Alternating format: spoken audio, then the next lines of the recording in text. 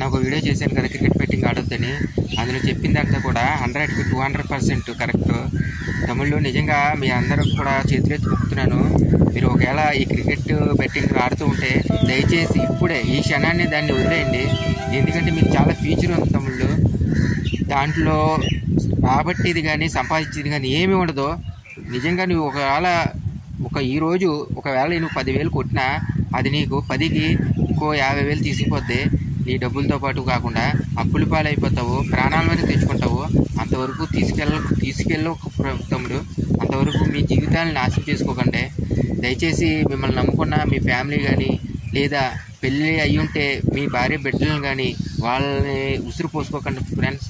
ఎందుకంటే తమ్ముళ్ళు ఇది చాలా భయంకరమైన వ్యసనం తమ్ముళ్ళు.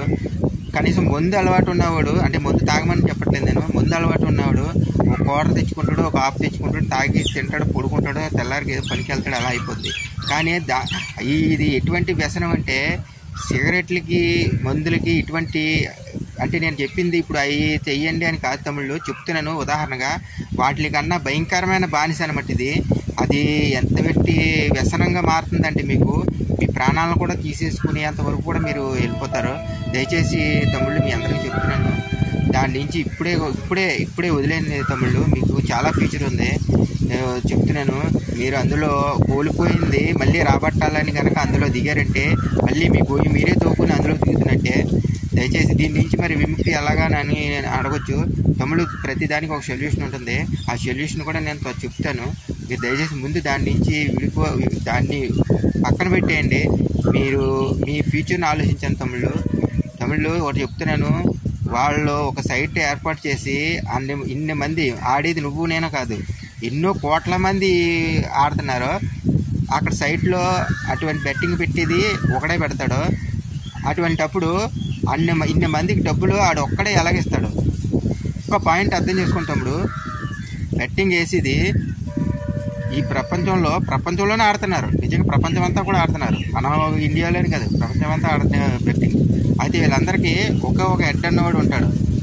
ఈ సైట్లన్నీ కూడా ఒకటే, సైట్లన్నింటినీ కూడా ఒకటే హెడ్, ఒకటే నడుస్తుంది. అయితే వీళ్ళందరికీ కూడా విన్ అవుతే వీడు డబ్బులు ఎక్కడి నుంచి తేగలడు? ఒక పాయింట్ అర్థం చేసుకోండి, ఈ పాయింట్ అర్థం చేసుకోండి.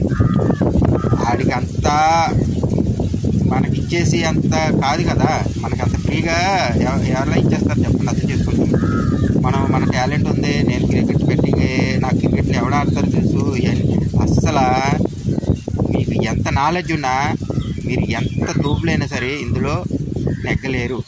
ఒకవేళ సపోజ్ ఈ రోజు నాడు ఒక 10,000 వచ్చినాయి అనుకోండి, మీరు పెట్టుబడి కూడా ఒక 1000 రూపాయలు డిపాజిట్ చేసుకుంటారు. ఒక 1000 రూపాయలు, దానికి మీకు ఒక 10,000 వస్తాయి. 10,000 వస్తే మీరు ఏం చేస్తారు తెలుసా?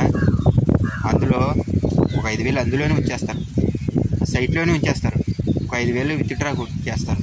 అంటే మీరు 5,000 అందులో ఉన్నాయి, ఇంకో 5,000 తీశారు.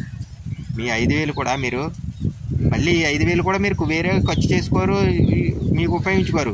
అందులో ఒక 2,000 ఖర్చు చేస్తారు, ఇంకో 3,000 ఉంచుకుంటారు. ఎందుకంటే ఈ సైట్లో ఉన్న 5,000 పోతే మళ్ళీ 3,000 డిపాజిట్ చేసుకోవాలి కదా అని 2,000 ఖర్చు చేసేస్తారు. చక్కగా ఇంట్లోకో లేకపోతే ఎలాగో ఖర్చు చేసేసుకుంటారు. అయిపోయింది. సైట్లో ఉన్న మళ్ళీ నెక్స్ట్ ఆడతారు, 5,000 పోద్ది. మళ్ళీ పోయినప్పుడు మళ్ళీ డిపాజిట్ చేసుకోవాలి కదా, పక్కన ఒక 3,000 పెట్టుకున్నారు కదా, ఆ 3,000 పెడతారు. వస్తే అన్న థాట్ పక్కనెట్టండి, ఇది మన చేతుల్లో ఏమీ లేదు. 3,000 మళ్ళీ పోతాయి. మీరు ఆల్రెడీ ఎంత ఖర్చు పెట్టారు? మీరు ఎక్కడో ఒక 1,000 రూపాయలు తెచ్చారు, ఆ 1,000 ఇంకో 1,000 వచ్చిందని ఖర్చు పెట్టారు, 2,000 ఖర్చు పెట్టేశారు. అంటే మీ తెచ్చుకున్న సొంత 1,000 రూపాయలు ఖర్చు పెట్టుకున్నారు, ఇంకో 1,000 రూపాయలు వచ్చింది కాబట్టి అది ఖర్చు పెట్టారు. ఓకే, ఈ 3,000 కూడా పోయినాయి. ఓకేనా? క్లారిటీగా అర్థమైంది కదా? విడుదల పోయినాయి, వచ్చినవి కూడా పోయినాయి. మీకు ఇంకొక 1,000 రూపాయలు లాభం ఉంది. తెచ్చిన 1,000 ఇంకో 2,000 ఖర్చు పెట్టారు కదా, ఇంకో 1,000 రూపాయలు లాభం ఉంది. ఓకే, మరి 3,000 కూడా పోయినాయి, మరి మళ్ళీ డిపాజిట్ చేసుకోవాలి కదా. అంటే మీరు ఏం చేయాలి? మళ్ళీ ఇంకో 1,000 రూపాయలు తీసుకురావాలి. అంటే ఆల్రెడీ 2,000లో మీరు తెచ్చి 1,000 రూపాయలు ఖర్చు పెట్టేశారు, మళ్ళీ 1,000 రూపాయలు తేవాలి. అది కూడా పోలే, మీది కాదు. మరి ఆల్రెడీ ఖర్చు పెట్టేస్తే మళ్ళీ ఇంకో చోట నుంచి తేవాలి కదా, అప్పు కింద తీసుకొచ్చి 1,000 రూపాయలు డిపాజిట్ చేస్తారు. అవి కూడా పోయింది. అంటే మీరు ఏం చేసినట్టు? ఇందులో మీరు పొందింది ఏంటి? మొదటగా మీరు తెచ్చిన 1,000 రూపాయలు మీరు ఖర్చు పెట్టుకున్నారంటే, అదేదో దీనిలోకి వెళ్లకుండా ఆ 1,000 రూపాయలని ముందుగానే మీ అవసరాలకి మంచి అవసరాలకు ఉపయోగించుకుంటే అక్కడితోటే మీకు ఇంకో 1000 పోదు. మళ్ళీ ఆ 1000 కోసం ఇంకో 1000 తీసుకొచ్చి ఇంకో 1000, అది ఆ 1000 పోయింది 2000 కవర్ చేసాలని ఇంకో 3000, అలా 5000, 10,000 అలాగా అయిపోతుంది తప్ప ఇందులో రికవరీ అంటూ ఉండదు. కరెక్ట్గా ఈ పాయింట్ని అర్థం చేసుకుంటారని నేను చెప్పిన పాయింట్ని తమ్ముళ్ళు దయచేసి కరెక్ట్గా ఈ పాయింట్ని అర్థం చేసుకోండి. ఈ పాయింట్ అర్థమవుతే మీరు ఈ బెట్టింగ్ జోలికి వెళ్ళరు. మీరు అంత ఈజీగా మీకు ఇచ్చేయాలంటే అక్కడ నడిపేవాడు ఒకడే, ఇన్ని మందికి ఒకడే ఎలా డబ్బులు ఇచ్చేస్తున్నాడు అని మీరు అనుకుంటున్నారు. అదివిందా ఇందులో తోపులు ఎవరు లేరు తమ్ముడు. పెద్ద పెద్ద క్రికెట్ బెట్టింగ్లు వేసేవాళ్ళే ఈ రోజు నాడు ఆత్మహత్యలు చేసుకోవాలని చెప్పేసి చేసుకోవడం అంటే చేసుకున్న వాళ్ళు కూడా ఉన్నారు తమ్ముళ్ళు. ఇటువంటి సిచ్యువేషన్ వరకు మీరు రాకండి దయచేసి మీ చేతిలో అయితే చెప్తున్నాను. ఇంకా నేను దీని నుంచి ఎలా రావాలి, లేకపోతే ఇది ఆడితే మనకి ఎలా నష్టం కలుగుతుంది, ఇవన్నీ కూడా నేను ఇంకా వీడియోలో చెప్తాను ముందు ముందు. ఒకవేళ మీరు ఇంకా దీంట్లోంచి రాలేకపోతున్నాను అన్న ఎలాగా అని అంటే దానికి కూడా సొల్యూషన్ చెప్తాను. నా వీడియోని ఫాలో అవ్వండి, వీడియోస్ని లైక్ చేయండి, షేర్ చేయండి, 10 మంది షేర్ చేయండి. బాధల్లో ఉన్న వాళ్ళకి, ఇటువంటి ప్రాబ్లమ్స్ ఇరుక్కుపోయి ఉన్న వాళ్ళకి షేర్ చేయండి. దీని నుంచి సొల్యూషన్ కూడా నేను చెప్తాను. దయచేసి మళ్ళీ చెప్తాను, దీని బెట్టింగ్ జోలికి మట్టికి వెళ్ళకండి ఫ్రెండ్స్. బెట్టింగ్ అనే కాదు, ఏదైనా ఏ జోదమైనా సరే వెళ్ళొద్దు.